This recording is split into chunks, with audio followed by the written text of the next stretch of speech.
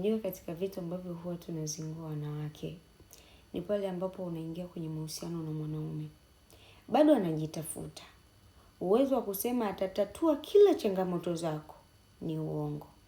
Mwanaume, my friend, anaweza akakuahidi takutatulia au nitakutimizia hicho kitu ambacho unakitaka, hali ya kuwa hiyo pesa mfukoni hana, au uwezo wa kutatua hilo tatizo hana, lakini tu ili alinde heshima ya wanaume wake akakubali kwamba nitapambana. Akaahidi kutatua changamoto zako aliyakuwa yeye mwenyewe anaweza kwake kibao.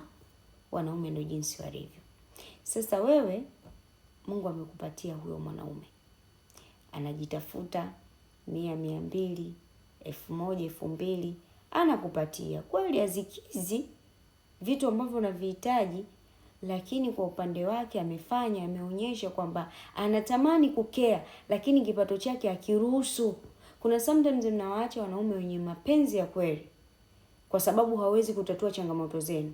Na hiyo kitu huwa inamuumiza kila mwanaume ambaye ana upendo wa kweli, ambapo anaambiwa kwamba nina shida fulani, alafu akaona shida ya mwanamke anayempenda ameshindwa kuitatua. Hiyo kitu huwa inaumiza sana. Alafu unakuta hapo hapo unachukua maamuzi ya kuachana naye.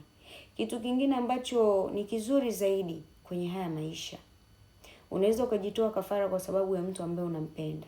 Kwamba kama mimi siwezi kumpa furaha na mimi napenda awe na furaha, hata akiwa kwangu hawezi kuwa na amani wala furaha yenyewe hana, haina haja ya mahusiano. Unaona?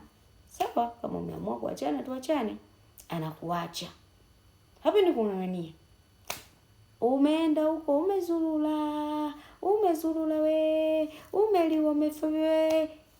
Baadaye na yeye kashajitafuta, hujui kapitia njia gani, hujui alikutana na nani, hujui alifanya nini, kapata mafanikio. Wewe sasa kinakuwasha, unarudi. Unataka kwenda kuchuma ambacho hukukipanda. Sijui umenielewa? Ukipigwa tukio, wanaume wote ni mbwa. Wewe, nyinyi ndio mnawafanyaga wanaume wawe na mioyo ya visasi.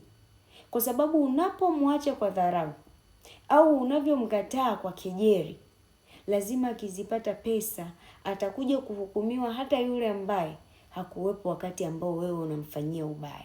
So tuishini na watu vizuri. Humpendi mtu, usitumie cha kwake. Humtaki mtu, mwambie mapema. Mbaya zaidi ni kumpotezea mtu muda. Sijui umenielewa? Hicho ndio kitu ambacho huwa kinawaumiza wanaume. Wanaume wengi wanaumizwa sijui na ndichi, sijui na nini, muda. Afu unakuta kuna